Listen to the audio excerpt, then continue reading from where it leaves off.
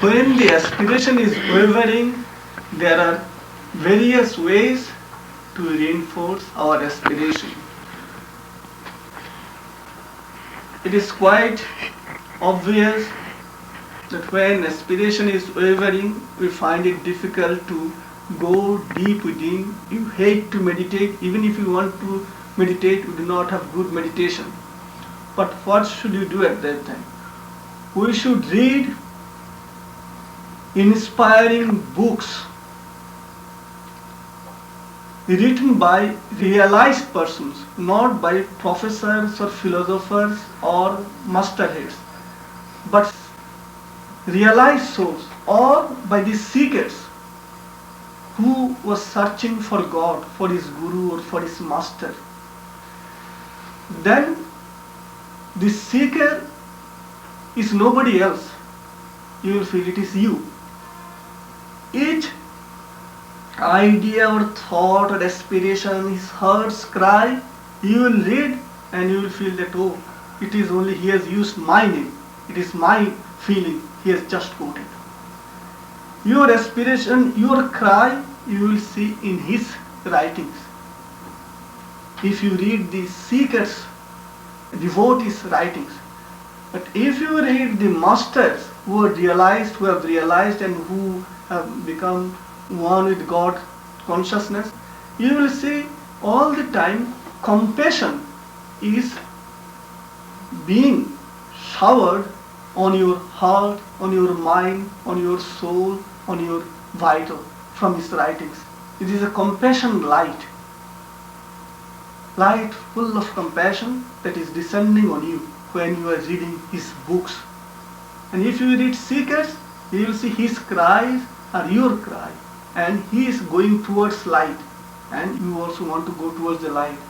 And one thing we have to know, that the spiritual life is not bed of thorns, and at the same time it is not bed of roses. There is always the desert in this life's journey. Everybody has to go through the desert in one's aspiration. But there comes a time when there is no desert. It is like now day is followed by night. Night is followed by day. But a day comes in our inner aspiration when we enter into a deeper consciousness, a deeper being, when you become one with our soul, when we are able to listen to the dictates of the soul, when we are in communion with God. What happens? There the consciousness is full of light. Each thought, each idea, each action is full of light. There is no night, no night. It is all light, all light. So that is in a very higher stage. But in an ordinary stage, when one is seeking and crying, weeping, best thing is to read the aspirants' books, the master's books, or to mix with a brother disciple, sister disciples who are not having the same difficulties. That is to say, now suppose today you are finding it difficult to meditate, then you come, then she will lift you up, she will speak something very good about your aspiration which she saw 2 months ago, or about God, or about Guru, about me or something. It will lift up. The same thing she will may suffer 2 months later, and then she will come to you. This, to have brother and sister disciples is the greatest blessings for an aspirant. There are seekers whose gurus have left the body and they do not have disciples, sisters or brother disciples. They stay at home and they cry, they weep, and they get consolation. They do get, but it takes time. But the easiest is to go to a disciple, brother disciple. She will elevate your own consciousness.